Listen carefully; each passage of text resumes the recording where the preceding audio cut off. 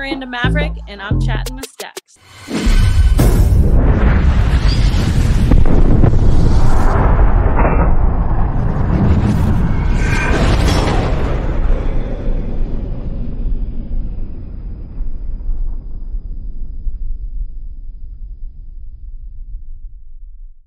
Welcome to this episode of Chatting with Staxx. I'm your host, Bill Staxx, and today I got Miranda Maverick. Hello, everyone. Hello. Hello. How are you? Doing great today. It's already been a busy Sunday and gonna keep getting busier, but that's usually how all my days go. Oh, I know you're a very busy woman, and we have a lot to talk about. So thank you so much for taking the time to come on the show. I really appreciate you taking the time. Of course, I'm happy to be here. Thank you. You have an incredible career. You're like a phenom in the sport. You got a goal and you set your mind to it, and I see the perfect perseverance in you, and it's incredible the achievements that you have made already.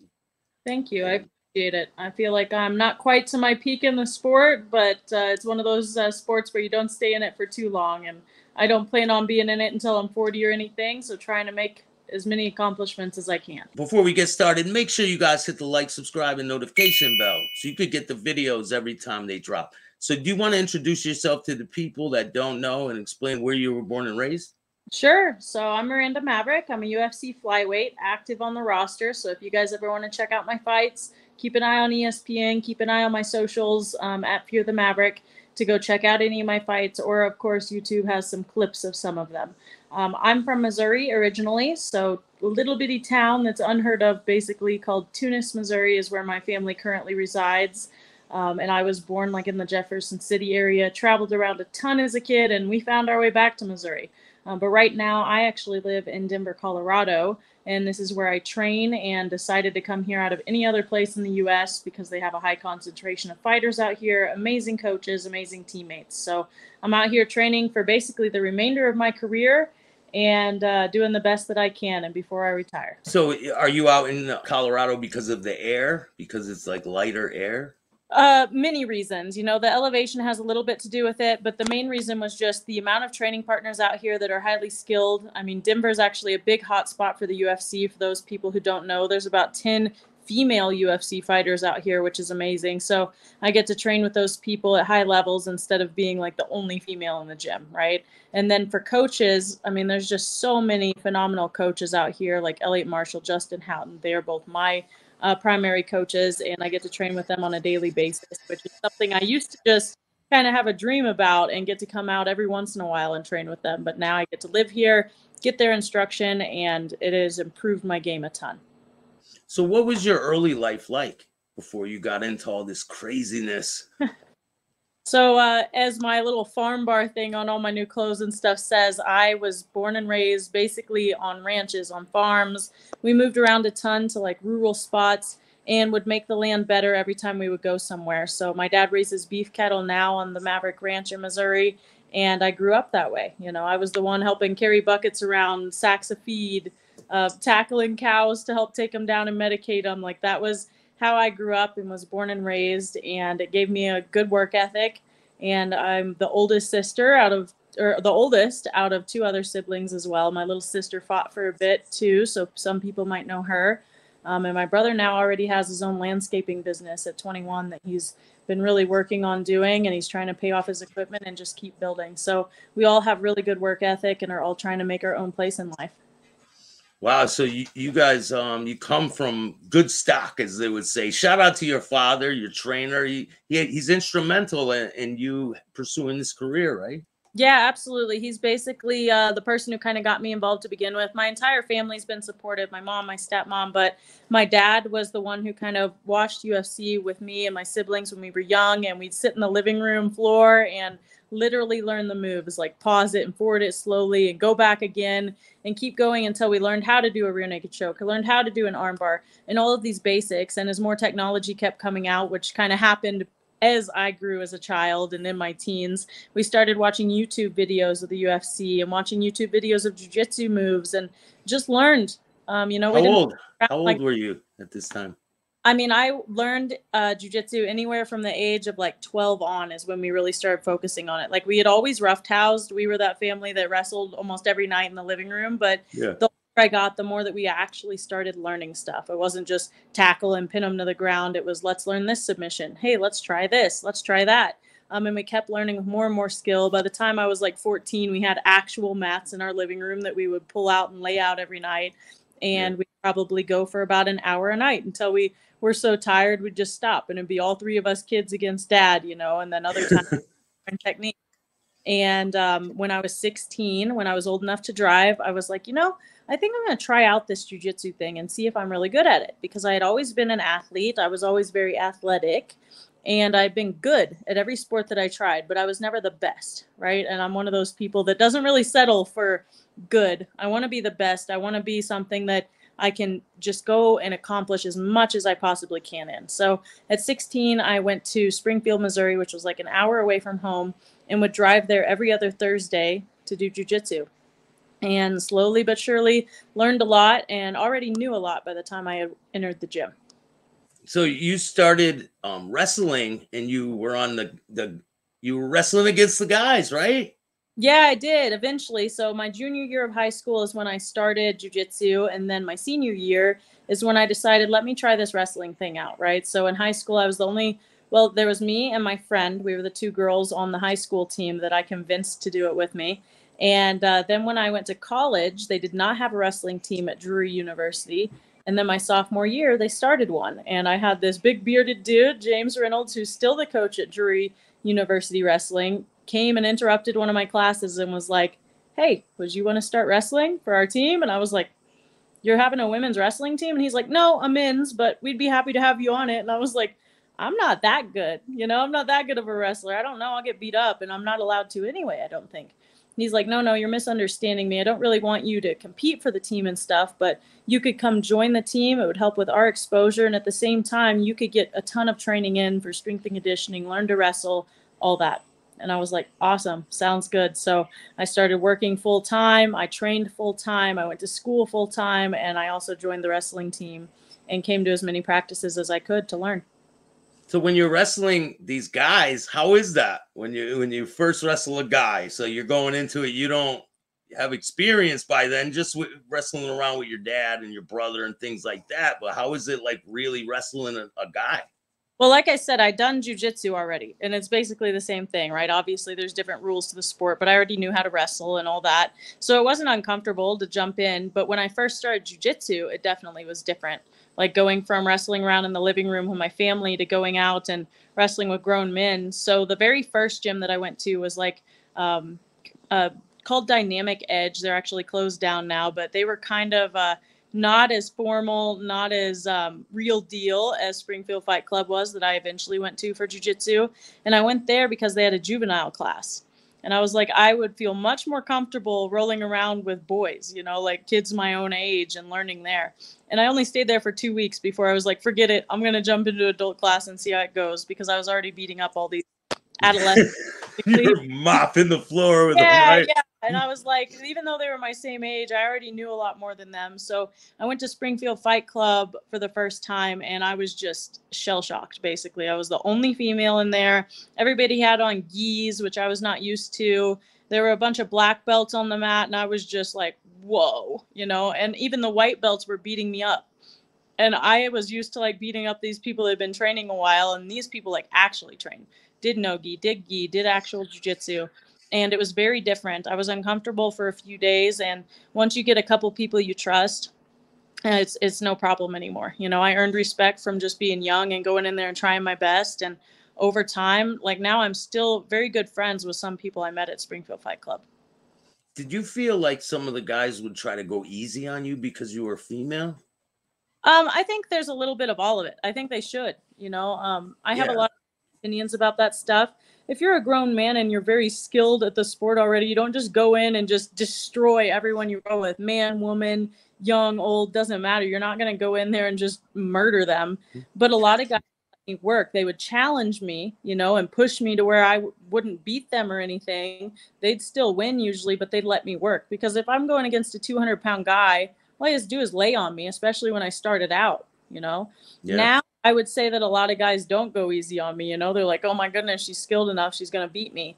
And so I get the real deal. But there's still people who have to go a lot lighter on me than what they could with someone else, you know? And I'm the same way. Like if I go with a brand new girl, I'm not just going to murder her and submit her 20 times to show her who's boss. Like that's not how it works.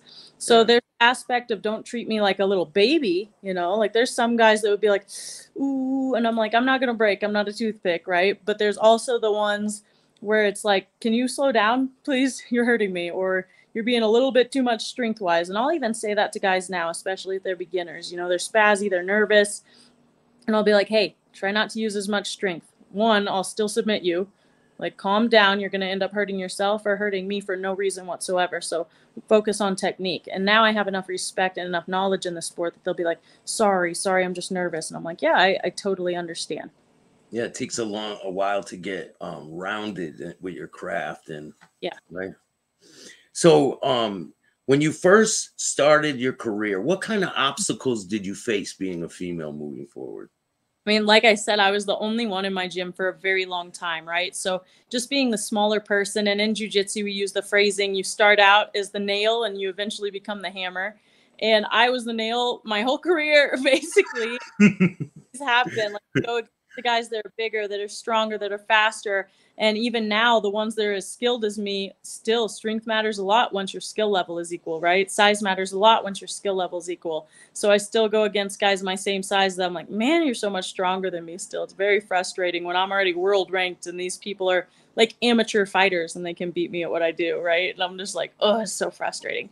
But, you know, you get the creeps too in the sport. There's a few of them out there, even in training. I luckily have had the great honor of having coaches who cared about me a lot and really looked out for me. And I would be like, hey, this guy touched me this way, or he said this to me. And they'd be like, in the middle of class, stop the whole class and be like, dude, you get the F out of here or we'll all beat your ass. Like, Would that happen a lot? Would that happen a lot? Like I'd say once a year when I was younger.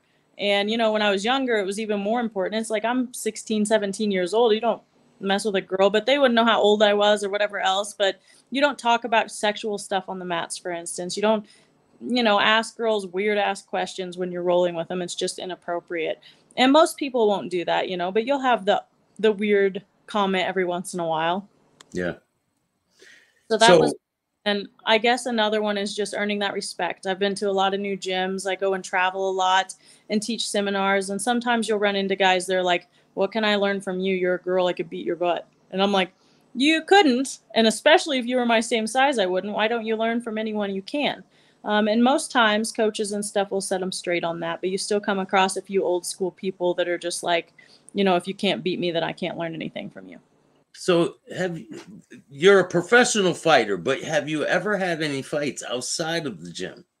No, I haven't. When I was younger, I had a couple, I don't know, conflicts, I guess you'd say, but never like a full out fight. I've never really hit anyone ever outside of training or fighting. But when I was younger, before I even trained formally, I was always that tough girl in school and stuff, right? And my dad raised me very much like a boy, where it was like, you do not hit other girls, right? It's like I knew I was stronger, have more muscle than a lot of the girls, and I would get in trouble if I ever would get in a fight with a girl anyway. But I had a couple times where I would literally pick up a girl and throw her on my shoulder and go like slam her down on the ground in front of somebody and be like, this girl stole this or did that. Like there were a couple times when I would be like a team captain and somebody had stole the uniform of another girl on the team, and I went and confronted her and she smacked me, and I picked her up and carried her to the coach and like threw her down in front of him kind of thing. Yeah, and there's been a couple times I twisted a guy's arm behind his back because he was being a pervert or something like that. But never really gotten a full-blown fight. I've usually just restrained someone. There's been a couple times that I've like taken a girl down and put my, you know, foot on top of her or something, or just knelt down and put my knee on belly and just been like, calm down. Like, this won't end well for you. Don't hit me. Don't test me. But I've never had to really go beyond that, which has been really good. And as far as guys, I try my best to stay out of those kind of conflicts because you never know who's skilled, who's not, who has a weapon when there's two of them. So as an adult, I just try to be cautious and not put myself in bad situations. That's a great answer. So early on in your career, right? What's it like going into the first fight, your first ever fight? I mean, I know that you started your career in 2015, your amateur career, and then 2016 you went professional. So is there a big difference from when you started your amateur career versus your professional career?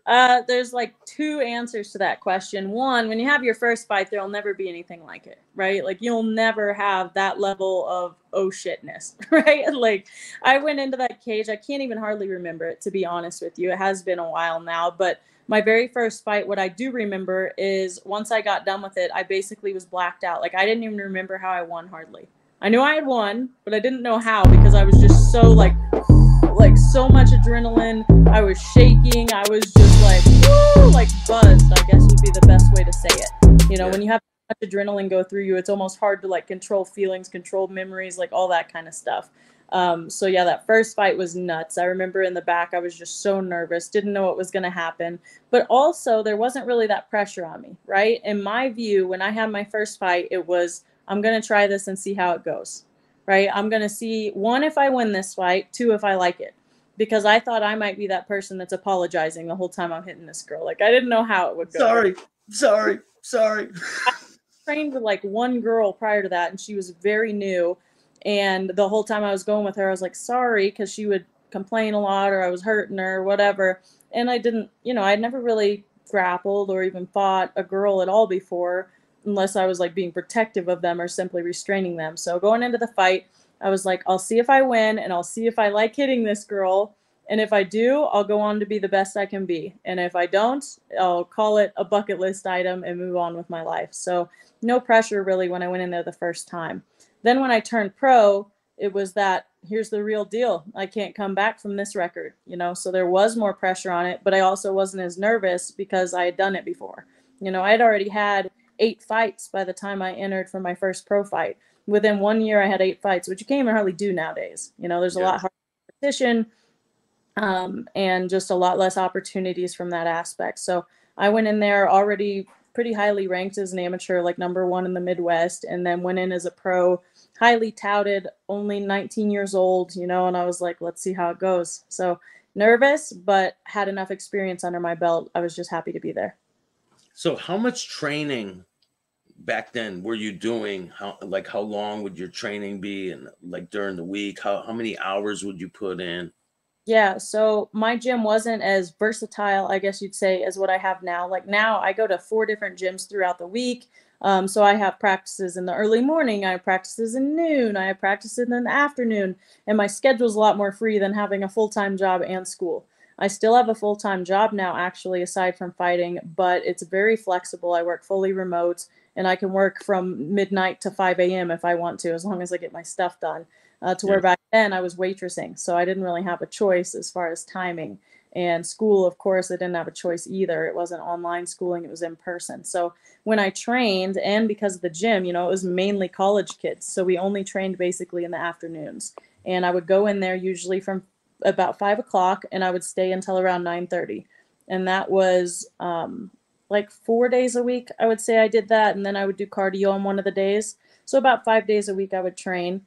Starting out as an amateur. And then as a pro, I would train a little bit 6 days a week, right? Like there was only 1 day that I would take of rest, and I tried to work on strength and conditioning a little bit more and did more private lessons. And then, you know, once I moved for grad school, it became a little bit different schedule. And now I train 4 hours a day on average, you know. 4 hours straight?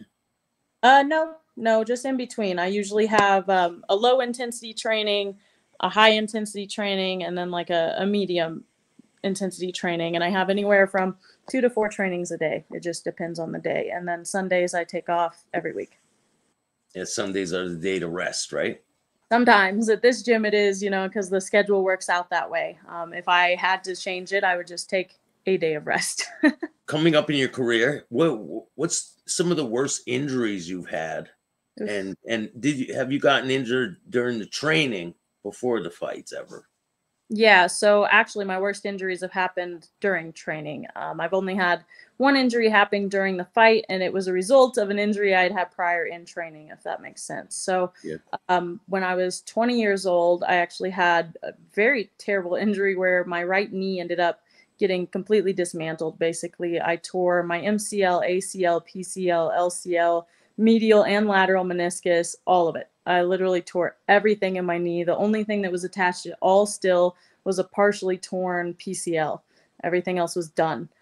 So I had to go in and get reconstructive surgery on my knee. And it was actually training with another current UFC fighter at the time. At the time, he was not. We were both pretty low level, but Garrett Armfield, who's also from Springfield Fight Club, and we trained together for years. We're still really good friends. And we were doing live sparring together. And the kind of funny part is it was the one day, like all year, that we had had other gyms come train with us. So like all these visitors are there, like 10 other fighters that had came in to spar. And he was on my back, and I tried to like shove him forward, and the weight shifted wrong and just went sideways and backwards all at the same time. And I just collapsed, screaming my head off, crying. And it was really embarrassing, but I just couldn't. The pain was unreal. It wasn't like, oh, I tore my ACL, we heard a pop, I went to the doctor. That's not how it worked. Like my knee instantly blew up. I couldn't walk. I was screaming. And he actually ended up like carrying me around, trying to get me help. And for 3 days, I had to let my knee just basically sit there and let the swelling go down before we could even get an MRI. So that was the first one, was that knee reconstruction on my right knee. It's completely fine now. I haven't had trouble with it for years. And then how long was the recovery for that one? I mean, they tell you to wait a year. I was young and dumb, and I didn't do recovery right. They put me in physical therapy, and, you know, again, I was young. I was an athlete. So they have these things that you have to complete, like 80% strength variables, and you have to be able to do this movement and that. And then after that, you're good. And I did that within like a month and a half, you know, and they were like, well, that's crazy. And I was like, yeah, I'm good now. I'm going to go train. And I never really got cleared from the doctor. I just didn't really go back. I was like, there we go. Therapy's done. And, you know, it still pops to this day. And I'm sure I'll have trouble with it when I'm 50 or 60, but that's my own fault.